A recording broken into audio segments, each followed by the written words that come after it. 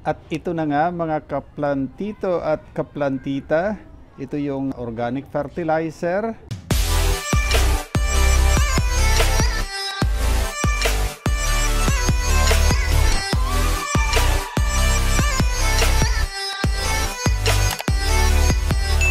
Dito ko iniimbak ang mga kitchen waste namin para gawing organic fertilizer. Ayan, mapapansin nyo, may mga balat ng saging.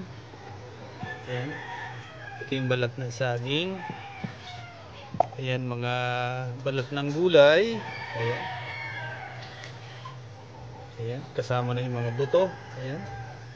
Pinapabulo ko ito. Ayan, halo-halo na ito. Ayan.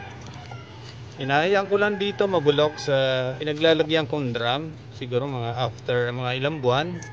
Ayan, mabubulok na ito. Ito yung aking mga pataba sa aking mga halaman dito. Iwas basura na rin. Ayan, para wala tayong itatapon ng mga basura na. Ayan, mapapakinabangan pa natin. Ayan, may mga alaga din akong kalapati dito. At yung mga ipot nito, ayan, babagsak dito sa pinakababa nito at iniipon ko. Ayan, ito na yung mga ipot nila, winalis ko. At the same time, may alaga din akong dalawang native dito. Ayan, native na manok. Ito yung nagsisilbing tumutuka din ng mga natatapon na pagkain ng kalapati. At the same time, yung ipot din ito at yung ipot din ng kalapati iniipon ko. Ayan, kawawalis ko lang. Ito na yung naipon kong ipot ng kalapati. Mamaya, ilalagay ko rin ito sa gagawin kong organic fertilizer. At ito rin yung mga dahon. Ayan, may mga bulaklak na winalis ko. Halo-halo na ito, mga tuyong dahon.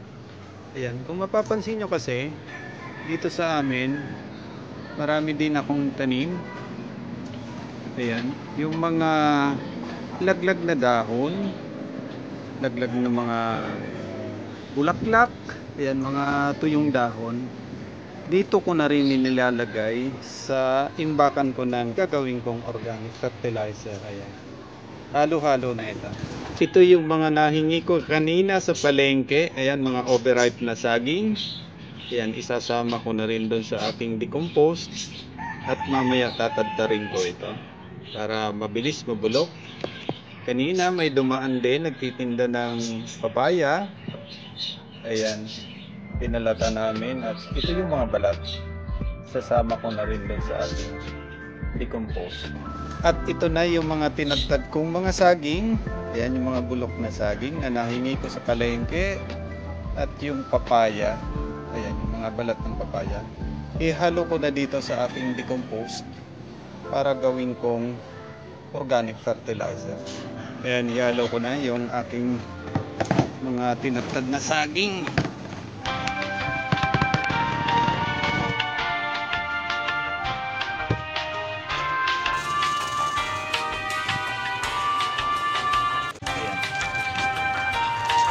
Ayan, tapos papakulukin ko nito.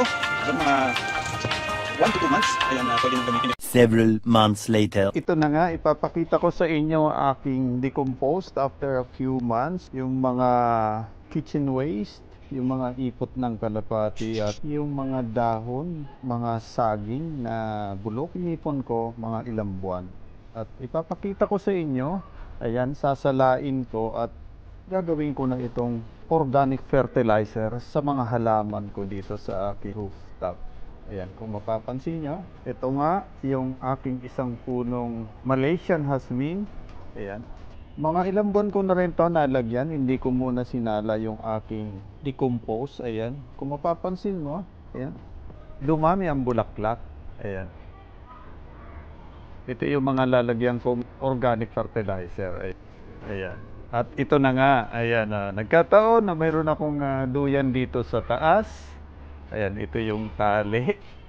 Ayan, ito yung tali niya. Ayan, wala kasi akong kasama, walang magbibideo, ako lang mag-isa.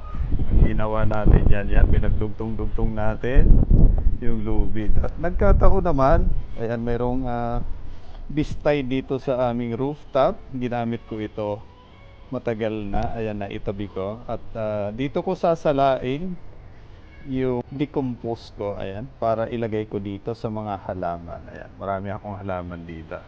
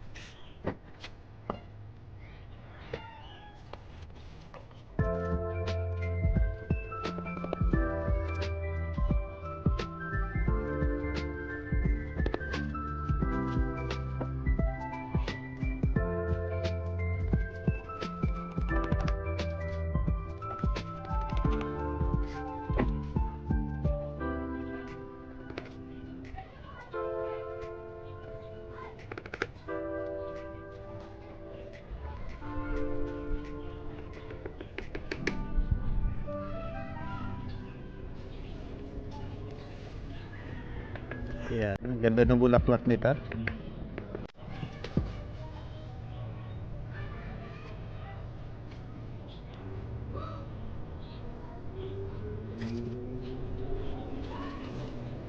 Lagyan din natin ng fertilizer ang ating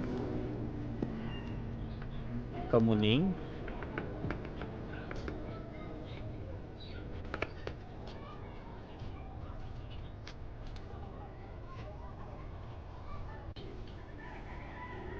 Ayan, after na malagyan na natin ng fertilizer, ayan yung organic fertilizer natin, nalagyan na natin ng abono yung mga halaman, ay siyempre, ayan, didiligan na natin.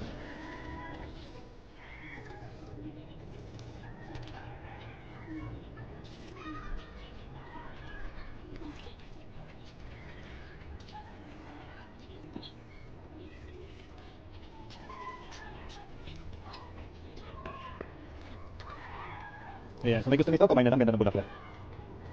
Ayan, aking huli.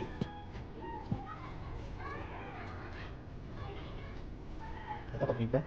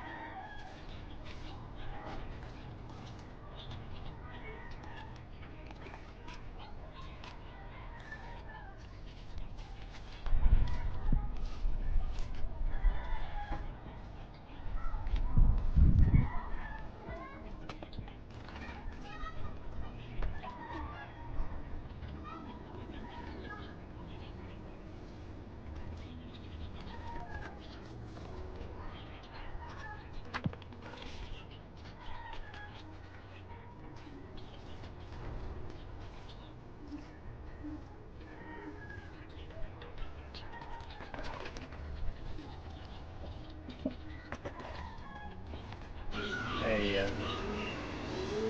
Maraming salamat po sa inyong lahat. Muli, stay safe, stay home, God bless. Diyos, mabalos.